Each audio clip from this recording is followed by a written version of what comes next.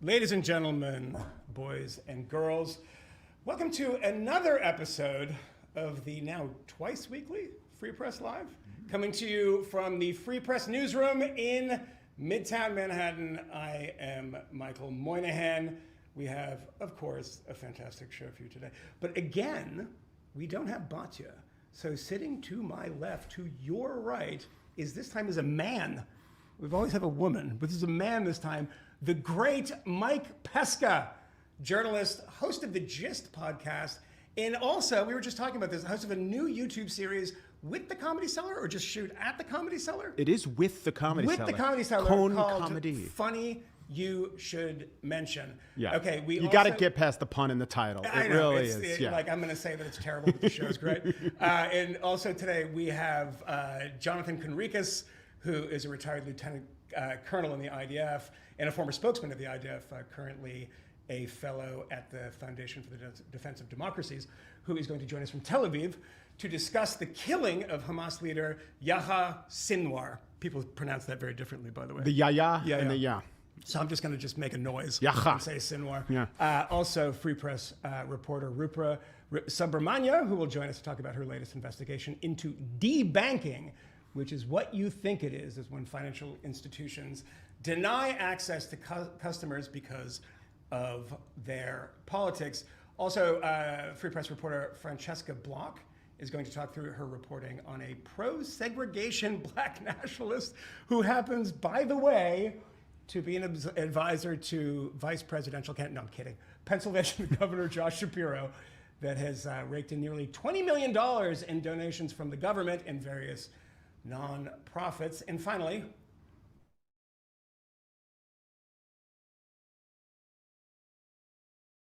with men. I can't wait for that one. I think Batya's going to have some opinions. But first, Mike, let's talk about this Kamala Fox News appearance, right? Yeah. She has been ignoring tough media, right? She sat down with Bret Baier. Kind of a tough interview. Sure. I think he's tough to everyone. A contentious interview. Let's have a little look. The campaign slogan is a new way forward, and it's time to turn the page. You've been vice president for 3.5 years, so what are you turning the page from? Well, first of all, turning the page from the last decade in which we have been burdened with the kind of rhetoric coming from Donald Trump that has been designed and implemented to divide our country and have Americans literally point fingers at each other. Madam Vice President, more than 70% of people that is tell about pollsters, turning the page on rhetoric that people are frankly exhausted of, Brett. You've been in office for 3.5 years. And Donald Trump has been running for office. But you've been the person holding the office. Come on. Very weird. Madam You Vice and I President. both know what I'm Right. talking about. I don't know. I literally don't know what she's talking about Donald there. Trump has been running for office. Okay. Gotcha. Look, this is, you've heard about this, right? This is a couple days old. But I wanted to come back to this because a few things that are driving me a little insane about it. And the thing that's really driving me insane about it is the general media reaction, not to her answers as such, but to the interview itself. So I took, I think, because I don't like working hard, I took about 40 seconds and just went to Twitter and found these headlines. It didn't take long. Here's, let's go to that. Can we go back to that first one there? This is, we're going through all of them at once. The first one, the Daily Beast. Can we get that one back up there? This is one I really liked. That's the New York Times. We got a lot of them there. Should I just make them up at the same? Yeah, I can't read it because it's too far away, but it'll be like Bret Baier, bullies, Kamala, it's like interrupt whines, this is my favorite. This is the one. Whines about the interview, and then there's a subhead there about how aggressive he is. The next one I think is from MSNBC, which of course is the outlet that gave us the Stephanie Rule interview. That's the template of how to do. Which was a bit of slow pitch softball. Right. And all of these basically say the same thing. I'll read you one that I have on my phone. David Plouffe. You know David Plouffe. Sure. Is it Plouffe? It's souffle It's because David he is. Plouffe. Yes, so he's a Democratic operative. Yes, big mocker in the Democratic Sure, Party. important Obama advisor. I will just read you the And first, therefore a press expert. and a press expert. I will just read you the first half of his tweet. Kamala Harris handled an ambush Fox interview. Yeah. Blah, blah, blah. Now, She thought she was going to be on the NFL show with Terry Bradshaw. And boom, Bear shows up. Bear shows ambush up. style. And look, this is kind of insane to me because as, you know, the MSNBC headline, which it's more sparring match than interview. Well, This is what an interview is, people. Should be. And I don't know if anyone has noticed that Kamala Harris is trying out for the job of the most powerful person on earth. And if you can't handle a couple of, you know, tough questions from Bret Baier, and here's the thing, when you get used to just these softball interviews, right? These ones from the Call Her Your Daddy or whatever podcast, I don't know what it's called, and Stephanie Rule, and you get some pushback. The thing that was pointed out by the last person who sat in this chair, Mary Catherine Ham, on Twitter yesterday, she went back and watched Bret Baier's interview with Trump. And she said he interrupted him 25 times in the first 5 minutes. This is a style, and this is what people should do. It should be an interrogation.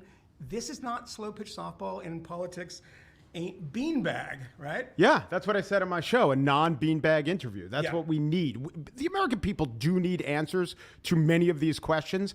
This was the first time she was ever asked, when did you know that Joe Biden was not qualified to be president? Correct. That is a question that needs to be asked in some way, in some format. Which she didn't answer, by the No, way. it was kind of unsatisfactory. I'd also have to fault him for how he asked the question, which was in the middle of, she was going on a Trump riff. He said, wait, let's pull you back to this question about Biden. She said, why are we talking about Biden? Let's talk about Trump. There are other better ways to ask the question. Like, the American people are questioning your judgment. You're going to be sitting nose to nose with Xi and Putin and Olaf Scholz. Here was a poor assessment of Joe Biden. Give the quotes where she called him extraordinary right after the debate. How do we know? How do they know that you have the judgment to assess important world figures? And then I think she couldn't really dodge it as well. There's also the thing that us people in media world really have to take a step back. Stephanie Rule, who did interview her, yes. I mean, that's a very generous characterization of it. Look, I'd give that a B-. I know that you hated it, but there was she asked a couple. I mean, value, some value. There's to some that. value. She used to work at Goldman Sachs or one of these investment banks. She's married to an investment banker. She does have a good sense of economics, and she did ask some good questions about trade and why the administration has continued some of Trump's tariff policies if they hated them so much. But prior to that, she was on Bill Maher's show, and a clip that kind of went viral. She was talking to, I can't even remember who. The New York Times, Brett Stevens. Was it Brett Stevens? Yeah, because Stevens had written, I need more convincing. And her thesis is you know. Yes. You know what she believes. The point is not us. The point is the people out there who are, say, undecided voters, or somebody who's vacillating between, maybe I can vote for a Republican this time because I'm not sure if I know what she believes. We might know, right? Because we've been paying attention to this, reading the tea leaves for years.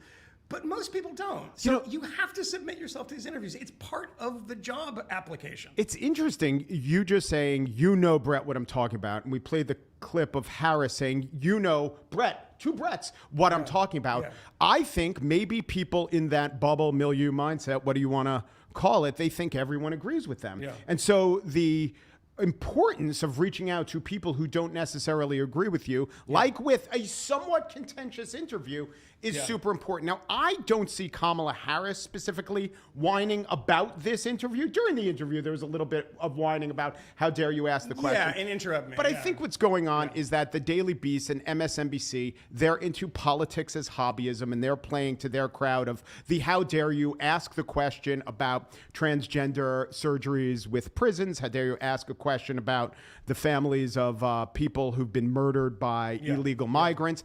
And it's great, but Harris knows, and I think Plouffe knows, that while there is a performative aspect to saying, oh, what a terrible interview for even asking that, it's great for the campaign that she was asked that. Yeah. Because if they drop $20 million, her figure, worth of ads about transgender surgeries, she needs a chance to say something about it. What she said was a bit of a dodge. I'll follow the law. Well, as president, you make the law. Yeah. But it's actually, it was a good interview for her. I don't think it was a good performance. I think she would literally come out of that saying, I did what I needed to do. Now, others would say you didn't convince the Fox audience, but I don't even think that that was necessarily her intended audience. Yeah, and if you're coming out of this saying she did such a great job, as, this was a Rorschach test if you were on the left or the right, people saying it was terrible. Right. But those people who already, their votes are they're baked in. Right.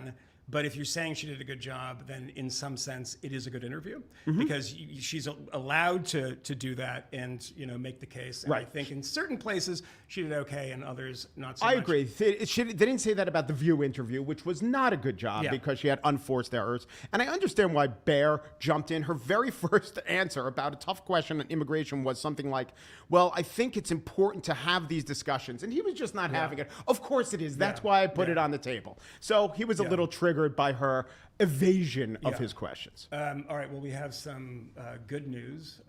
Yesterday, Israeli Defense Forces killed a mass murderer, Yahya Sinwar, the head of Hamas. And up next, we have Jonathan Conricus joining us from Tel Aviv to talk about that. But first, here's a clip of Barry's new interview with Brianna Wu. If you don't know who Brianna Wu is, you should check this out. The full episode is up at Honestly. And here's a clip of this. We'll be right back to talk about Hamas. Read what you tweeted. You said right after October 7th, God, I'm fucking done. Yeah. So many people I used to respect have really shown their whole ass since October 7th. Love the language. Who have I been standing next to for the last decade? That's right. What made you say that? It is seeing over and over and over again this project to turn the victims of October 7th into the perpetrators. And I am so familiar at this point with this propaganda apparatus to reality shift some history that, yes, is complex, but it's morally simple, to blame the Jews for literally everything that happens to them, to justify genocide, and 6 wars have been committed trying to destroy Israel, and over again. And for whatever reason, Barry, and I don't understand it, the Democratic Party does not seem interested in addressing this stuff and standing with Israel with their whole chest. Kamala Harris doesn't, and I got some real problems with her about that. And the progressive movement certainly does not seem interested in it. It is a huge moral failing. We have betrayed one of our most loyal constituencies. And when I think about all the phone banking I've done at Jewish homes and all the Jewish people where I've spent Saturdays knocking on doors in New Hampshire, and I think about the Jewish people I know in the tech industry, they've been very generous to candidates I've worked to fundraise for. I don't know what to say other than it's not just a betrayal, it is tactical suicide. All right, that's a fascinating interview, and make sure to check it out. Yesterday, Israel announced and showed us video evidence that it had eliminated the génocidaire and planner and architect of the October 7th pogrom, Yahya Sinwar. So today, joining us to discuss that and what that means for the current conflict is Jonathan Conricus, the retired lieutenant colonel and former spokesman for the IDF. Jonathan, joining us from Tel Aviv, how are you? I'm well, thank you. Thanks for having me. Can you just give us, I've heard a couple of people say, and I want to see your perspective, from a military perspective too, that this is a turning point in this war. These dominoes of falling of leaders from, Nasrallah, Haniya, and now Sinwar. What does this mean for Israel's war effort now? Well, it could be a turning point, and it could mean that Israel will be able to turn the page and go to the next stage when it comes to our war or our conflict with Hamas in Gaza. Currently, I think that depends on the decisions that the new old leadership of Hamas will make. Prime Minister Netanyahu made an offer both on the record, and it was done hours before that off the record through various liaison channels, which basically saying what we want to do, Israel, is to wrap this up And if we can get our hostages back, 101 Israeli hostages that still remain in Hamas captivity over a year after, then what we will give you, they didn't say it in these words, but basically Hamas leadership will get some kind of amnesty if they give over the hostages, and we can end the war and go on with, rebuilding southern Israel and rebuilding Gaza. Those two things, by the way, are very big and heavy tasks, not something that is going to be done easily. We're talking years in southern Israel and more than that in Gaza. But that's what Israel is hoping for. Why is Israel doing that? Because we have a lot of, our plate is very full. We're fighting in southern Lebanon against a very tough enemy, Hezbollah, and we are preparing to engage with the granddaddy of all terrorists, which is Iran. And we're going to retaliate against Iran and their continuous attacks against Israel. So there's a lot going on. And from a strategic perspective, I think Israel would benefit greatly. I also think that Gaza, Palestinians in Gaza would benefit greatly from ending this chapter and moving on. The ball is in the court, the Hamas court, the newly appointed interim leader, Khaled Mashal. He is in Qatar, continuing his life of enjoyment and spoils in Qatar, which I think is a very good opportunity for American pressure, because up until now, what we heard from the Qataris was this guy, Yahya Sinwar, he's very difficult to deal with. We can't get hold of him, and therefore we haven't been able to broker a deal. Now there's another guy. He is virtually under your hands in Qatar, and now would be a great opportunity for American pressure and then Qatari pressure on Hamas, hopefully to get the hostages back and hopefully to turn the page. Yeah, well, maybe the Qataris were playing good terrorist, bad terrorist there a little bit with, I can't handle this Sinwar guy. He's the obstacle to peace. Jonathan, here's what I wanted to ask you. You have to give almost literally the devil his due in the case of Sinwar as the architect, not just of October 7th, but literally that tunnel network that proved so hard to penetrate and also killed so many Gazans. But from what I understand, he wasn't just a figurehead or a guy who planned something in the past. He was still operationally very important to Hamas. So was it the case that the IDF would find themselves thwarted? I want to know about from October 8th on. Were they thwarted at times and then had to say, well, Sinwar still got it. He's still somewhat of a genius commander. And by implication, taking him off the playing field will have extra implications about how much Israel and the IDF can advance without his knowledge and operational know-how. Yeah, you're very right about Sinwar's capabilities. And yes, I'll give credit to a horrible, vicious, and brutal psychopathic enemy of mine. Sinwar was very successful as a terrorist, as a mastermind, as a leader of a terrorist organization, as a visionary jihadi. This was his idea. This was his deception of Israeli decision makers and Israeli military intel. And he was the guy who was able to lull Israel into a false sense of safety and misunderstanding his real strategic intentions. And that was what facilitated the sad and horrible and atrocious success of October 7. Now, he was commanding troops and he was leading operations. To a certain extent, I wouldn't picture him as the guy who was actually telling which brigade to do what. His position was above that. He had Muhammad Def to do that. He was the military commander. Muhammad Def was eliminated a few months ago successfully, and that put a serious dent in Hamas's capabilities to actually move troops around, to run logistics, and to do real running of operations. And then Yahya Sinwar, he was the level beyond that, the strategic level, and his main input was whether or not to go for a deal. He was the guy with ultimate power. And, Hamas used to be a very decentralized and agile military organization that didn't have one center of gravity that you could strike and therefore decapacitate, but it was very decentralized, and each of the brigades and the senior commanders, they had a lot of what in military terms we would call mission command. They had their own responsibility and authority.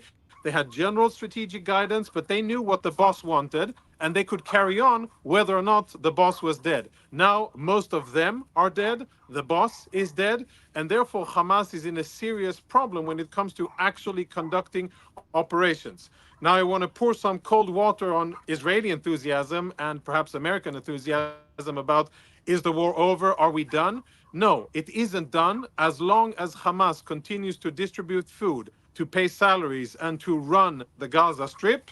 Then we're not done, because it means that they still have the nucleus of an ability to rebuild in a matter of years. Yes, it'll be difficult as long as Israel controls the Philadelphia corridor, the border with Rafah, and as long as there are no tunnels, then it will be very, very difficult for Hamas to replenish weapons. But as long as they have administrative control, that can translate into military control. And therefore, that is where Israel needs to put its money now, to actually push out Hamas, its administrative control over Gaza, and to make sure that their education system, the religious system, is replaced with other Palestinians that are not jihadi oriented.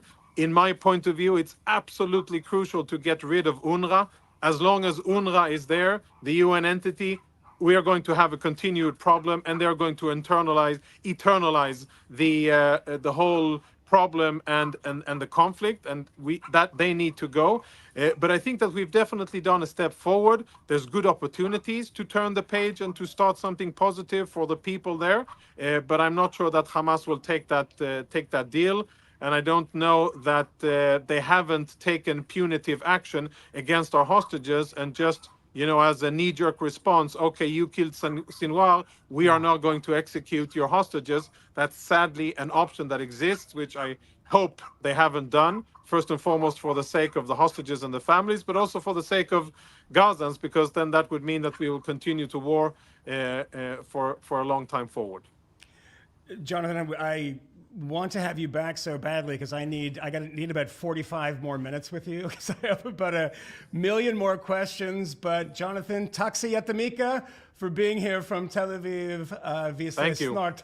And I'm happy to come back anytime, and I'm a big fan of what you guys do at the Free Press. Brilliant. That's exactly what we like to hear. Thank you, So Jonathan. that means he'll be invited back. Yeah. All right. Up next, we have the Free Press's very own Rupa Subramanya to talk about debanking. Here's a short video about her new article, and we're going to talk to her right after this. Stay tuned. Covered this whole issue that we call banking while Muslim. My name is Chris. I'm the founder of a social enterprise called launchgood.com, and I was debanked. After 9/11, the government wanted to crack down on terrorism, and one of the means was terrorism financing. Through the Patriot Act, Congress gave banks the power to legally discriminate against anyone they suspect might be remotely involved with terrorism financing. In 2019, we were debanked by Stripe. It caught us off guard. They had started closing a number of our clients' accounts, and we didn't understand why or what was going on. LaunchGood is a crowdfunding platform like GoFundMe or Kickstarter, and we allow Muslims to fundraise to support good works in the world. And what are one of the keys to finding terrorists? Well, they use these naming lists. The two most sanctioned names in the world are Muhammad and Abdul. And if you're a business that has a lot of Muslim customers, you're going to have a lot of people named Muhammad and Abdul doing transactions. At some point, bank says this is just too prone to risk. We're going to shut you down, and we have the right to. Even though it might be Ali Khan in Michigan, and he's totally unrelated to Ali Khan in Pakistan, who's alleged terrorist, it marks as a hit. We switched to Chase's compliance software. 50% of the donations were being blocked. We even have an email from them. Our account manager was like, oh, I'm so sorry. You have so many Arabic/Muslim names. It's confusing our compliance software, which of course, that's not my problem. You have a discriminatory compliance software. LaunchGood's never been involved in any terrorism financing ever. And any time a bank has kicked us off, there's never actually a specific allegation. There's nothing to respond to. There's no appeal process, and it can be completely unjustified, and it could ruin a business. We can't just allow legal discrimination. Otherwise, banks can just kick off whoever they want for whatever reason.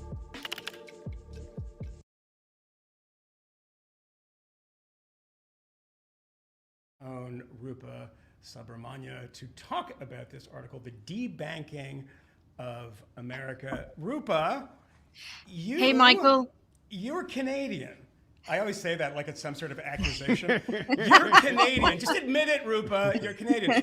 I bring that up because, Rupa, the first time I really heard debanking talked about was in this trucker convoy in Canada. These people who were involved in having their money seized. But your piece says this is not only coming to America, has come to America. Give us a sense of what you found in your reporting.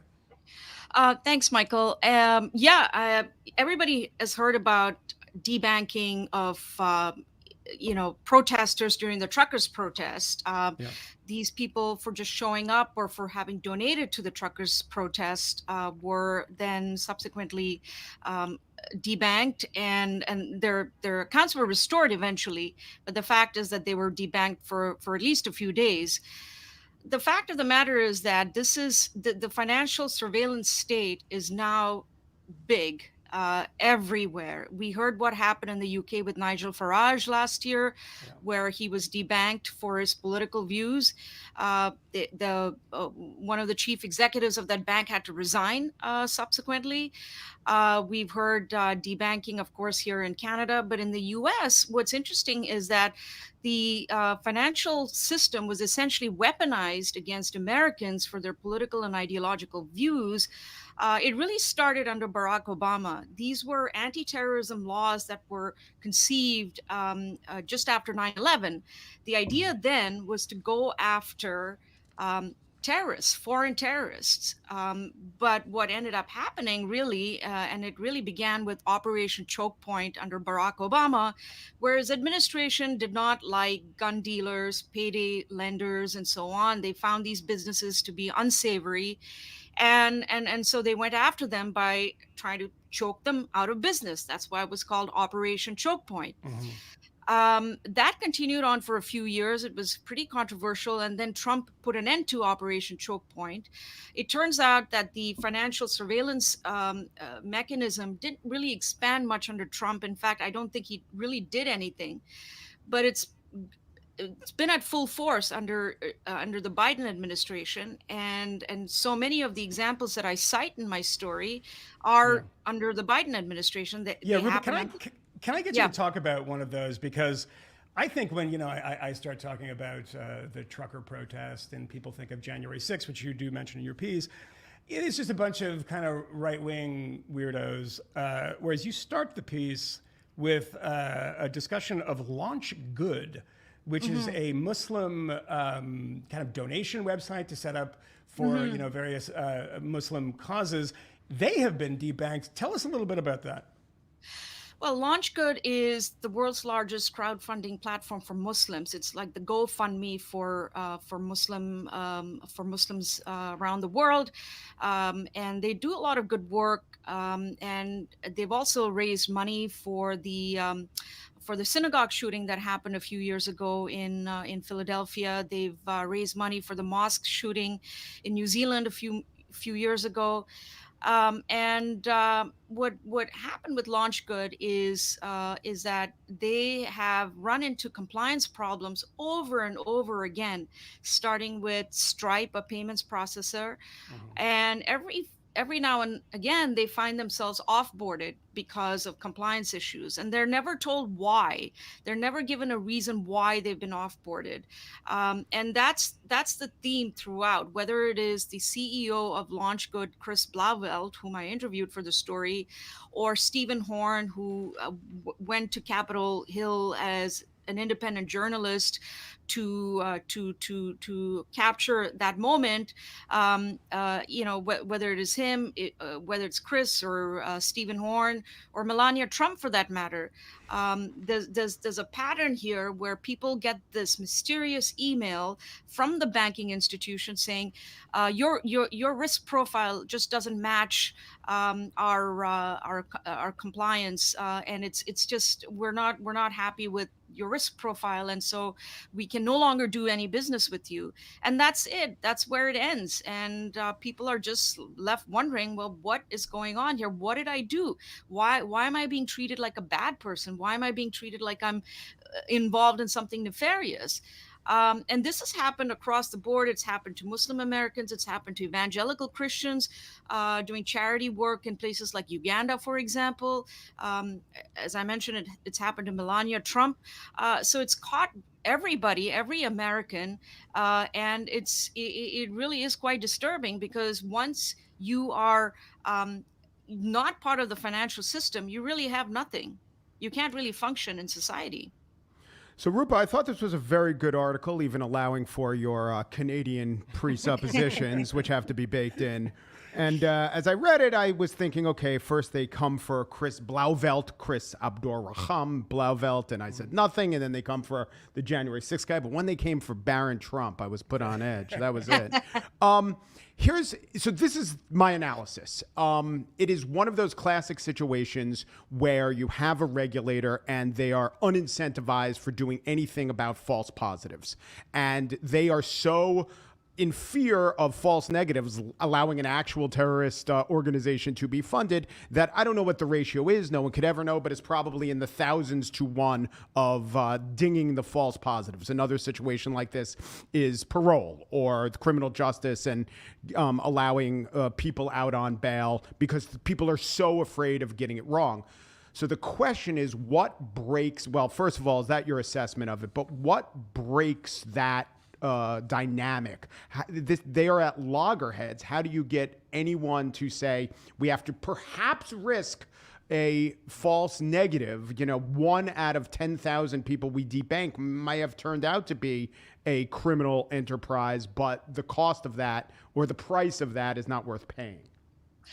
Well, you see, you're never going to get a bank, an official in a bank, to ever come close to saying, what you're proposing, because they're bound by something called the Bank Secrecy Act. Mm-hmm. And the Bank Secrecy Act was essentially fortified, strengthened after 9/11 under the Patriot Act. So the banks are under no obligation to tell you anything at all with respect to your account, why you were debanked. And so, the closest they've come to saying is that, well, it's just an algorithm. I think the algorithm just sweeps up all of these people, and so inadvertently this person in Tennessee gets debanked. And, but how is that exculpatory? Aren't they just admitting that they're doing it wrong by using the word algorithm? Yeah. Well, these are not official statements from banks. These are former banking officials who are sort of speaking off the record or on background or whatnot. The point is that as long as you have the Bank Secrecy Act, which really in a sense strengthens the relationship between the state and the financial system, you're not going to get many answers, and that there's a huge problem there. Yeah, Rupa, before we go, I just want to ask you about that, because that is the key here, right? It's between the state and the financial system. Yeah. Right? I mean, I think a lot of people would say, you get kicked off of Twitter, it's a private company. Bank of America might be huge, but it's a private bank. I mean, I know they've been doing this for a long time. You might not believe this was because I did a story, but I did a story one time where I was speaking to porn stars who had been debanked because of the immorality of where their money came from. You see this often with OnlyFans people. That's not a regulatory issue, that's a morals issue. But what you're talking about here is this is the government turning the screws on people. And, do you suspect the banks would be involved in this business at all? Would they care at all if it wasn't for government intervention and oversight? Well, that's a great question, and this is something that I asked everybody that I interviewed. Let's take that example of the FBI whistleblower who, he told me that Bank of America volunteered this information to the FBI without the FBI even asking for this information. And this was a list of all of the people who were protesting on January 6th, and they were in and around Capitol Hill or in the DC area on that day. And Bank of America essentially, and if they bought a cup of coffee, Bank of America had a record of that, and they passed this information on to the FBI. And so the FBI, according to this whistleblower testimony, George Hill, whom I spoke to, said, well, why are you giving us this information? What do you want us to do with this information? And so that's the disturbing reality of this. So I asked George, I said, well, why do you think they did this? Well, there are two possible reasons. So he gave me a mafia analogy. The FBI just shows up innocuously at a bank saying, we're investigating so-and-so here. If you have any information, do pass this on to us. That's really a warning of sorts. It would be a shame if your house burned down, right? It would be a shame if your restaurant burned down kind of analogy. And then there's also this patriotic, I think, compulsion. I think banks feel like they're doing something good here by trying to help the authorities to go after the bad guys. So I think both things are at play here. All right, Rupa, thank you so much for that, and we will look forward to your next blockbuster piece. And I also want to thank Mike Pesca. I'm reluctant to do that because I like to give him a hard time about everything. But we'll say goodbye to him now, and you should go listen to The Gist and the new comedy one. Yes. Which is called again? Funny You Should Mention. Funny You Should Mention. Interrogating comedians who want to be public intellectuals. Yeah, I'm not so sure about that. Yeah, all right. But We'll punch it now, up. let's turn to a discussion I had yesterday with Free Press reporter Franny Block, who is out reporting, so she couldn't be here today. So we talked about her reporting on Sharif El-Mekki, who has some dodgy associations, who we don't want debanked, by the way. But just let's look at some of this reporting. Francesca Block, thanks for being here. Thanks for having me. The story today is Black nationalists gets $20 million to promote segregation in public schools. Give us a kind of overview of what this story is about. So the story is about a guy in Philadelphia. His name is Sharif El-Mekki, and he is a former teacher, a former principal, who went on to found his own nonprofit in 2019. And the nonprofit has kind of a very simple and in a lot of ways laudable goal, which is to get more Black educators in public education, more Black teachers. But if you dig a little bit deeper, you don't even have to go that deep into kind of into El-Mekki's philosophy, into kind of what he advocates for, you realize that what he's really pushing for is for Black students to basically only be taught by Black educators, which in theory leads to an idea of school segregation. I would say in practice. Yes, in practice, sorry. The Center for Black Educator Development, and I'm going to read something here because you outlined the fact that he believes that Black students should be taught by Black teachers. But they describe the goal of education as a, quote, political act that can, quote, upend white supremacy in a racist history of using education as an oppressive social force. You know, I don't mind if people have these views that I disagree with, but it seems like they're getting a lot of money, not only from the state of Pennsylvania, which is problematic, but from foundations, like big foundations, the Gates Foundation, the Bezos people, NBC Universal. Does anyone pay attention to these organizations they're actually giving money to? I mean, I think that's a huge question. And the answer truly is when you start to go through these organizations, it's all public record. You can go and see their tax forms and you look at where they're donating money. I mean, they're giving hundreds of millions of dollars every year to hundreds of different organizations. And truly, I mean, you could probably spend days upon days digging into each of these different organizations and realizing that maybe these organizations haven't fully understood where they're putting their money. With that being said, you know, when it comes to the Center for Black Educator Development, as you said, not only are they getting money from big foundations like Bezos, the Gates Foundation, et cetera, they're also, and El-Mekki is a part of the institutions that shape education policy in Pennsylvania and beyond. They have contracts with the Philadelphia school system, with the New York City school system, with many others across the country where they do teacher development and teacher trainings. So what is that? You have a contract with the school system in New York City or in Pennsylvania.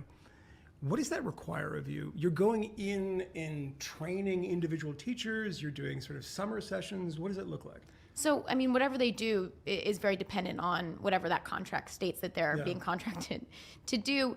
In New York City, you know, they developed these guidelines, and there's a big project that they did where their logo's on it, the New York City Department of Education's logo's on it. Same with the Pennsylvania Department of Education. In Philadelphia, they were contracted to do summer schools for students.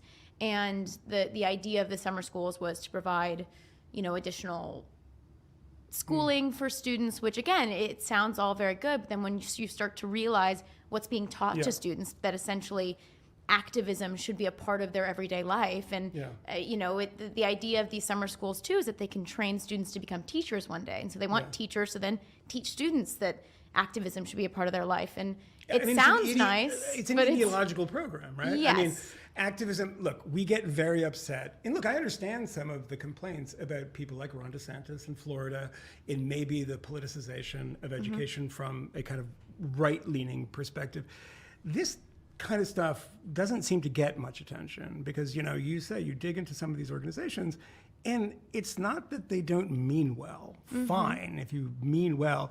But they're also trying to teach a kind of worldview and ideology, right? Absolutely. Yeah, and I think that's a part of the big concern with an organization like this gaining so much power, and it's why people have pushed back so strongly in states like Pennsylvania against this idea of, you know, for lack of a better term, DEI embedded into curriculum, embedded into the structure of public education. In Pennsylvania, they passed kind of a framework that Al-Mekki, an organization he works with, was a part of creating. That was, I think it's the culturally responsive sustaining education framework. They have that in New York City and other school districts around the country too. And school districts in Pennsylvania actually sued to try to stop the implementation of this curriculum. One superintendent of a school district said this is literally indoctrination, not education. And I think you're seeing now people starting to push back and saying, no, I want my kids learning reading and math. I don't necessarily want this to be a part of what teachers are now required to be teaching students. You open the piece by mentioning somebody who is in the news, a couple months ago, and I think that people in the Harris campaign probably wish at this point that they had chosen him, but Pennsylvania Governor Josh Shapiro.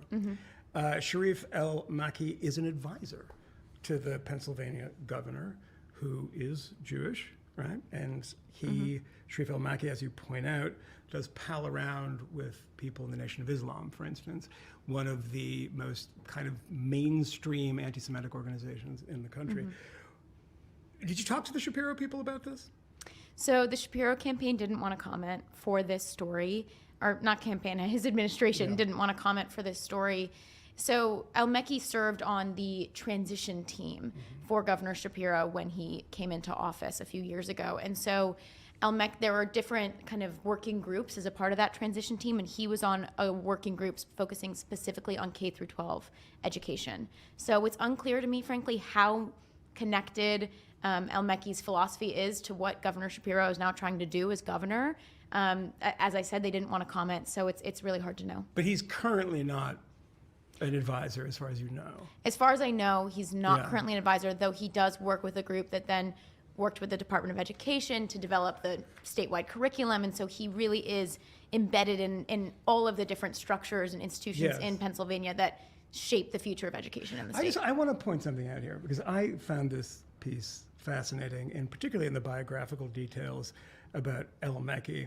You don't kind of blame somebody for the sins of their father if their parents do something. But I thought it was really fascinating, and maybe helps to explain something, that he moved with his family to Iran in the 1980s. Is that right? Yeah, it must have been around that time. It was after the revolution. Yeah, after the revolution. And said that his family wanted to witness a country united in its efforts to make a change. I mean, would it raise the hackles of anyone if somebody that was getting a lot of money from the New York City government to teach kids was part of a family who moved to South Africa during apartheid? And said, well, kind of interesting, isn't it? Maybe check this out. Yeah. And I don't know if I want anyone teaching who says that he's impressed by Iran, that they produce so many doctors, despite the fact that they're a small country. Iran is an enormous country. It's 90 million people, and it's a big landmass. I mean, the background's kind of crazy, right? Yeah, it is. And the quote that you read about why his family moved to Iran, that came from a biography that was written about El-Malki's mother after she passed away a couple years ago. And there are a lot of details in that biography about not only did they move to Iran, but they moved to Iran because they really admired the Iranian regime. That was one of the motivating factors behind the move. And so I do think that don't usually go in that direction. Right. America's seen a lot of Iranians come here. Yeah. And so I do think that that's something that's important to know, especially for somebody, again, he's got almost $20 million in the bank now for his nonprofit from all of these different big players. Yeah. And, I think it's an important detail to know. And on top of that, I don't know what he thinks about the Iranian regime now. There's not a ton of public statements in that respect, but he has praised the Iranian education system very recently. Yes. And he has other associations that I think are important to point out as well. He is a proud member of the Black Panther Party. So actually on his nonprofit's website, in the kind of About Us section, there's a picture of him, and he's wearing a Black Panther t-shirt. As you mentioned, he's also been featured on Louis Farrakhan's blog. There's a couple different times where he's quoted in pieces on that blog, and they refer to him. Final call. The final call, yes. And they call him a master educator. And so I do think that for somebody that's getting public money and who is influencing the future of education in this country, it's important to know, who are their backers, who do they associate with, and, do they uphold American values? Yeah. Surprisingly, I've never been praised by the Nation of Islam, and nobody I know has either. It's when you have that kind of company, it's probably time to reassess your ideas. Francesca Block, thanks for writing this. We'll be looking out for more, and thanks for joining us. Thanks. Our final segment, another pre-tape that we have taped the other day with our usual co-host, Batya Ungar-Sargon, who is a little irritated, surprisingly, at Kamala Harris's outreach to men. And she surprisingly has some opinions about it. Vice President Kamala Harris is doing historically poorly with men. Polls show Harris lagging Trump nationally by up to 16 points with men, and not just the white working class men the Democrats have gotten used to losing. She's also underperforming with Black men in a big way. And when it comes to Hispanic men under 45, Trump is leading Harris 55-38. Many, including former President Barack Obama, have tried to blame Harris's poor performance with men on misogyny. Here's Obama. We have not yet seen the same kinds of energy and turnout in all quarters of our neighborhoods and communities as we saw when I was running. Now, I also want to say that that seems to be more pronounced with the brothers. And I'm speaking to men directly now. Part of it makes me think that, well, you just aren't feeling the idea of having a woman as president. The idea that Black men owe the Democratic Party their votes or they'll be scapegoated as woman haters is frankly offensive. It's also terrible politically. I don't know about you, but I've never been scolded into changing my mind. But it is also nonsense. The real reason men of all races are so reluctant to back Harris is because her campaign is not for them. It's for women, specifically college-educated women. And this includes the messaging that's ostensibly about or featuring men. Consider a viral video about how real men support Harris. Let's take a look at the ad, which was produced by a group called Creatives for Harris. I'm a man. I'm a man. I'm a man, man. And I'm man enough. I'm man enough to enjoy a barrel-proof bourbon. Neat. Man enough to cook my steak rare. Man enough to deadlift 500, then braid the out of my daughter's hair. You think I'm afraid to rebuild a carburetor? I eat carburetors for breakfast. I ain't afraid of bears. That's what bear hugs are for. I'll tell you another thing I sure as shit am not afraid of. Women. I'm not afraid of women. I'm not afraid of women. They want to control their bodies? I say go for it. They want to use IVF to start a family? I'm not afraid of families. They want to be childless cat ladies? Have all the cats you want. Woman wants to be president? Well, I hope she has the guts to look me right in the eye and accept my full-throated endorsement. This ad was widely mocked for feeling cringy and fake, and not just because all of these Harris supporters turned out to be professional actors. Though not produced by the campaign, the ad suffered from the same problem the Harris campaign does. Though it depicted men, it was produced for women, for a liberal woman's fantasy of what a man is, or the kind of man you'll find in the Democratic Party, the kind dressed up like a very masculine man, but who has subordinated his political self to women. The folksy portrayal of Tim Walz as Coach Walz does the same thing as the ad about real men. Here's some footage from the weekend. A few moments ago, Minnesota Governor Tim Walz was out pheasant hunting in Sleepy Eye, Minnesota, taking part in the 12th annual Governor's Pheasant Hunting Opener. This comes, friends, as we know that they're going to have Walz doing sort of a blitz, reaching out to men, young men, voters they know, 50-50 swing vote, they know they need to get them. Again, I don't think that this is messaging designed to convince men, but to reassure women. Like so much about the Harris campaign, it's acting. and bad acting at that. Alas, the rifle malfunctioned. Now, to her credit, Harris has really retired Hillary Clinton's endless reminders of her gender in her campaign. Though her surrogates routinely emphasize the historic nature of her candidacy, Harris herself has avoided any special pleading on the grounds of her gender or race. But at the same time, she has been conspicuously quiet when it comes to actual policy plans that would help regular working Americans, men and women. Her only consistent campaign promise has been to protect the right of women to obtain an abortion and reverse what she likes to call the Trump abortion bans. But there is a huge gender gap when it comes to abortion. Gallup found that while most Americans now self-identify as pro-choice, women are 30 points more likely to be pro-choice than pro-life, while men are 5 points more likely to be pro-life. This gap is as much a function of education as it is of gender. There is a strong correlation between having a college degree and believing abortion should be legal under any circumstances. And crucially, women are 15 points more likely to have a college degree in America than men are, meaning that the class divide is mapping very neatly onto the gender divide. And when it comes to the class divide, the Democrats have chosen a side. For the last 40 years, Democratic economic policy has been nothing short of an upward transfer of wealth from the working class to the college educated, the top 20% who now control over 50% of our country's GDP. It started with President Bill Clinton signing NAFTA into law, sending 5 million good manufacturing jobs overseas. Then President Obama defunded vocational training, eliminating another avenue for working class kids to attain a stable life.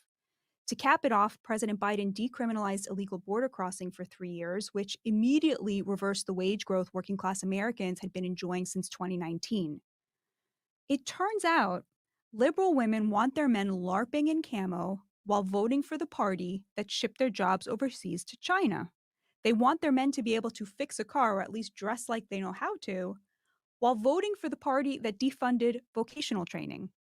They want their men to dress like ranchers, but vote like podcasters.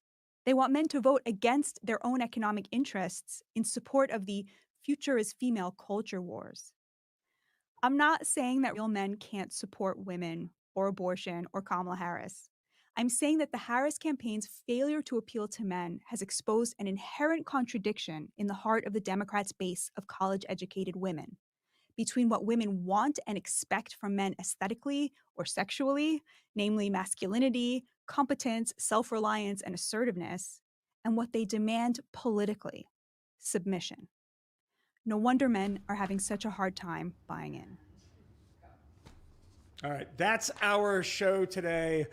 Thank you all for joining. And now I have to remember all the people that were on. We had so many amazing and stellar guests today. I want to thank Mike Pesca for sitting in, Jonathan Conricus for joining us from Tel Aviv, Rupa Subramanya, who is fantastic as always, and then our pre-tapes with the great Franny Block and Batya, who I think will be back next week. We don't know. We're trying to find out where she is. She's gone missing. All right. If you haven't subscribed to the Free Press, what on earth is wrong with you? Go to thefp.com and subscribe, and you get all of that wonderful content. And now my favorite part of the show is when we show you those people who have subscribed. And if they haven't mentioned me in this one, there's going to be some hell to pay. But here's a subscriber telling you why you should subscribe. See you next time. And I'm a retired journalist who is now a farmer, and I subscribe to the Free Press. I'm in Central North Carolina. We do beef and hay and sugar-cured meats. We have a couple of big gardens, things like that. I am a Free Press subscriber because it represents traditional journalism ethics and practices. The viewpoints are diverse, the writing is good, and that represented to me a level of competence that's sadly missing in today's journalism. My favorite writers at the Free Press, Coleman Hughes, we like his stuff. Anything with his name on it, we'll read. Of course, the new writer, Neil Ferguson, I really enjoy his stuff and looking forward to his future writings. I subscribe to the Free Press. You can too at thefp.com.